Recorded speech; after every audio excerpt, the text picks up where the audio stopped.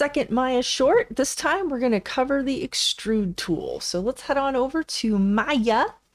And now, like, let's pretend we've got a really solid idea of what we want to model, and I know that I want to extrude or move this face out, but not detaching it. Like, I just want to make it longer and keep this particular edge loop right around here. Now, this is a really handy tool, and it works in a couple of different ways. So I'm going to come back up here. I'm going to select my extrude tool, and if you need to find it up here in the menu, I believe it is under Edit Mesh.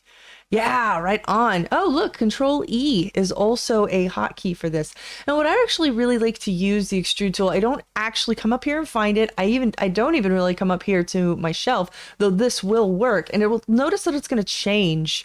It's going to change my gizmo. Like, notice it. See, like, that's what my gizmo looks like. And then I'm going to select extrude, and it kind of changes the tool a little bit. So that's how I know it's technically on. So by selecting this on, keeping it on, it just stays on, I can just extrude as I like from here. And I can do sort of multiple things at once. So this is what the move transform extrude will do.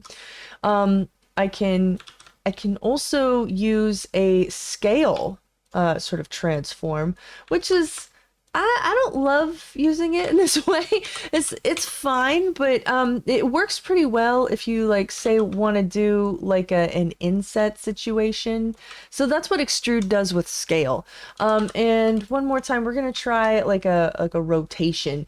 I rarely use this as an option, but that's how the transform tools move, scale, and rotate affect extrude slightly differently. So if I turn this off though, and I think I have done this to you a few times where I would just like extrude it as I want.